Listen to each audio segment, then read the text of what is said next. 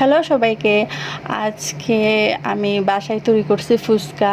ফুচকা বানানোটা অনেকে হচ্ছে মনে করে অনেক কঠিন একটা কাজ বা ঝামেলার মনে করে, কিন্তু অল্প সামান্য কিছু জিনিস ঘরে থাকলে খুব সহজেই আমরা বাসায় ফুচকা বানাতে পারি। আজকে যেহেতু আমি ফুচকা বানাইছি, তো আমি কিভাবে ফুচকাটা বানালাম তা একটু শেয়ার করব।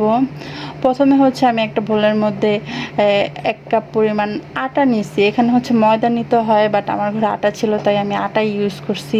সাথে হচ্ছে 1/2 কাপ পরিমাণ হচ্ছে চালের গুঁড়া ইউজ করছি। তারপর দিয়ে দিছি হচ্ছে লবণ আর পরিমাণ মতো হচ্ছে তেলটা এখানে বেশি দেওয়া যাবে না, একটু মিডিয়াম অল্প পরিমাণ দিলেই হবে। তারপর ভালো করে নেড়ে নিতে হবে। ততক্ষণ পর্যন্ত হচ্ছে নাড়তে হবে যে তেলটা ভালো করে আমার হচ্ছে আটার হচ্ছে চালের গুঁড়ার সাথে যতক্ষণ পর্যন্ত মিশে না যায় ততক্ষণ পর্যন্ত আমি নেড়ে নিছি। তারপর হচ্ছে আমি ইউজ করব হচ্ছে রুম টেম্পারেচার থাকা যে পানি, আমরা যে পানিটা ঘরে খাই সেই পানিটা হচ্ছে এখানে দিয়ে দিব। কোনো গরম পানি দেওয়া লাগবে না বা কুমকুমা গরম পানিও দিতে হবে না, নর্মাল পানিটা দিয়ে দিব। তারপর আস্তে আস্তে হচ্ছে মেখে মেখে একটা ডো তৈরি করে নেব। আমরা যেভাবে বাসায় রুটি বানাই সেম ওই রকম প্রসেস করে হচ্ছে এখানে আমি একটা ডো তৈরি করে নিছি। এখানে হাত দিয়ে একটু ভালো করে মথে নিতে হবে যাতে খুব ভালো করে মিশে যায়। এই পর্যায়ে হচ্ছে আমার ডোটা তৈরি হয়ে গেছে।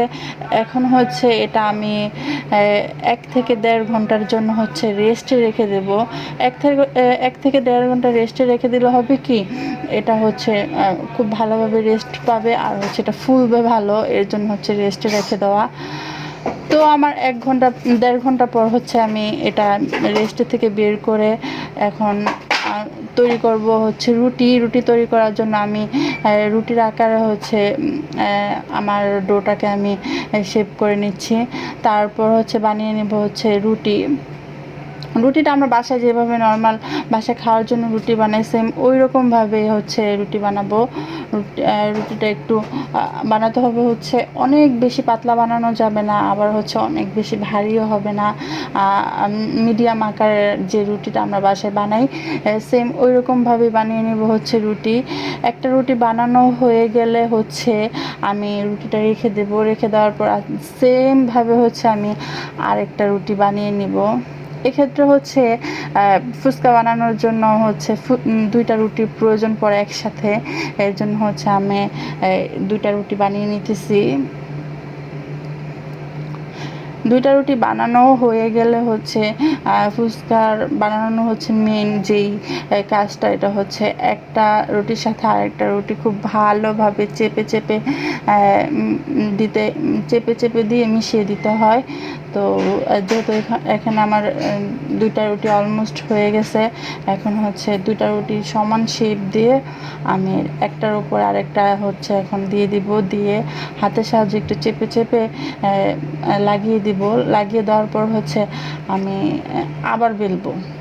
এটা হচ্ছে আবার বেলতে হবে, কারণ 2টা রুটি দেওয়ার পর হচ্ছে রুটিটা মোটা হয়ে গেছে। এর জন্য ফুচকা তো একটু মোটা বানালে হবে না, তাই হচ্ছে আর একটু ভালো করে বেলে নিতে হবে। বেলে নেওয়ার পর হচ্ছে এই যে অনেক বেশি মোটাও না অনেক বেশি পাতলাও না, একটু মিডিয়াম আকারে আমি বেলে নিছি। বেলে নেওয়ার পর এখন এটা হচ্ছে ফিটারের একটা মুখা দিয়ে সুন্দরভাবে আমি হচ্ছে কেটে নেব। বাসায় যেহেতু আমার বাবুর ফিটারের মুখাটা ছিল তাই এটা আমি কাজে লাগিয়ে দিছি। এটা হচ্ছে যে কোনো একটা মোটামুটি সাইজের বোতলের মুখা বা হচ্ছে আমরা যে মশলা ইউজ করি মশলার মুখা দিয়েও কাটা যাবে। এটা যে যার পছন্দ, যেরকম পছন্দ ওইভাবে সাইজ অনুযায়ী কেটে নিলেই হবে। বাস কেটে নেওয়ার পর হচ্ছে আমি আরেকটা বানিয়েছিলাম। আরেকটা বানানোর পর ওইটাও হচ্ছে আমি আবার সেমভাবে কেটে হচ্ছে প্লেটে উঠায় নিতেছি। এখানে খেয়াল রাখতে হবে বেশি পরিমাণ হচ্ছে প্লেটে একসাথে রাখলে হচ্ছে এটা লেগে যাওয়ার সম্ভাবনা থাকে, তাই যত তাড়াতাড়ি সম্ভব হচ্ছে ফুচকাটা ভেজে নিতে হবে। এখানে হচ্ছে আমি তেল দিয়ে দিছি। তেলটা মিডিয়াম হাই হিটে গরম হওয়ার পর হচ্ছে আমার ফুচকাগুলো আমি দিয়ে দিতেছি, যে ফুচকাগুলো হচ্ছে আমি একটু আগে বানাইছিলাম। তো প্রথমে হচ্ছে আমি একটু ভয় পাইতেছিলাম হইব কি না, অনেক দিন পরে বানাইতেছি, মানে এইরকম একটা ভয় পাইতেছিলাম, তাই হচ্ছে আমি তেলে বারবার চেপে চেপে তারপর হচ্ছে দিতেছিলাম ফুচকাটা যাতে ফুলে। বাট তখনও আমার ফুচকাটা সুন্দরভাবে ফুলতেছিল। পরে হচ্ছে আমি ভাবলাম যে এভাবে না দিয়ে আমি ডাইরেক্ট দিয়ে দেখি যে আমার ফুচকাটা হয় কি না।